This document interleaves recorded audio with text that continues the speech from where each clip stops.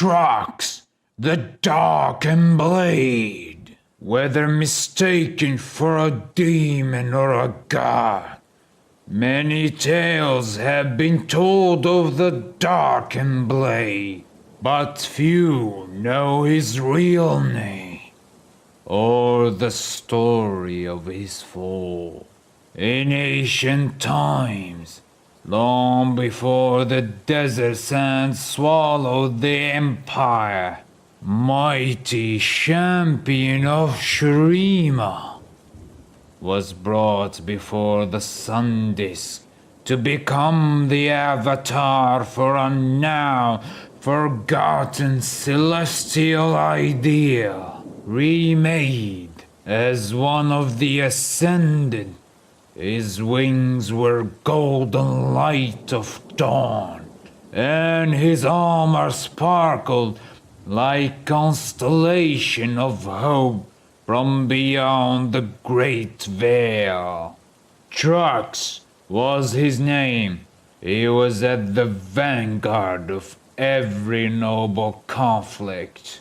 So true and just was his conduct that other god warriors would always gather at his side, and 10,000 mortals of Shurima marched behind him. When Setaka, the ascended warrior queen, called for his help against the rebellion of Ekathia, AATROX answered without hesitation. But no one predicted the extent of the horrors that the rebels would unleash. The void quickly overwhelmed its Ekathian masters and began the grinding annihilation of all life it encountered. After many years of desperate battle, AATROX and his brethren finally halted the void's perverse advance and seared the largest rifts shut. But the surviving ascendant, the self-described Sunborn, had been forever changed by what they had encountered. Though Shurima had triumphed, they all had lost something in their victory, even noble AATROX.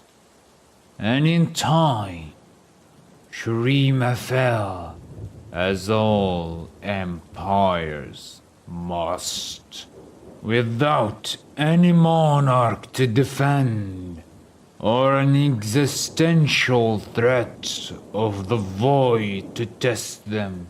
AATROX and the Sunborn began to clash with one another, and eventually this became a war for the ruins of their world.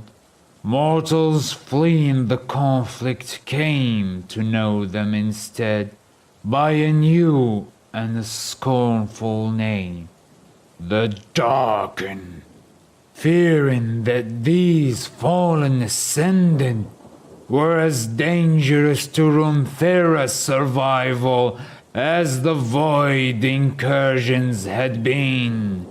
The Targonians intervened, and the newly born aspect of war united many in fighting back against them.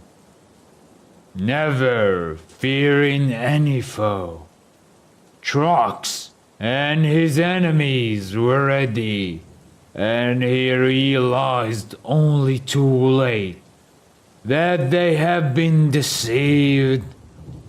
A force greater than 1,000 dead suns pulled him inside the sword he had carried into battle countless times. and forever bound his immortal essence to it. The weapon was a prison, sealing his consciousness in suffocating, eternal darkness, robbing him even of the ability to die. For centuries, he strained against the hellish confinement, until some nameless mortal was foolish enough to try and wield the blade once more. AATROX seized upon this opportunity, forcing his will, an imitation of his original form, onto this bear, though the process quickly drained all life from the new body in the years that follow.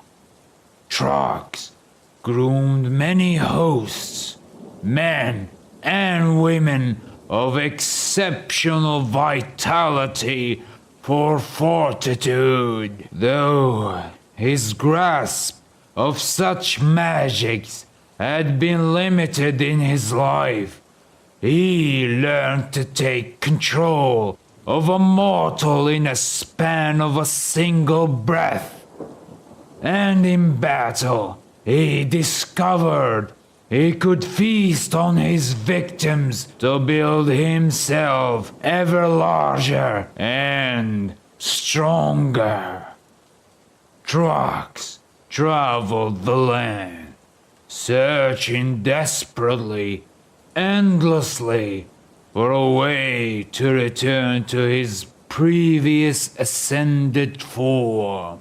But the riddle of the blade proved unsolvable, and in time he realized he would never be free of it. The flesh he stole and crudely shaped began to feel like a mockery of his former glory. A cage, only slightly larger than the sword. Despair and loathing grew in his heart. The heavenly power that AATROX had once embodied had been wiped from the earth, and all memory. Raging against this injustice, he arrived at a solution that could be only born of a prisoner's desperation. If he could not destroy the blade or free himself, then he would embrace oblivion instead. Now, AATROX marches toward his merciless goal, bringing war and death wherever he goes. He clings into a blind hope.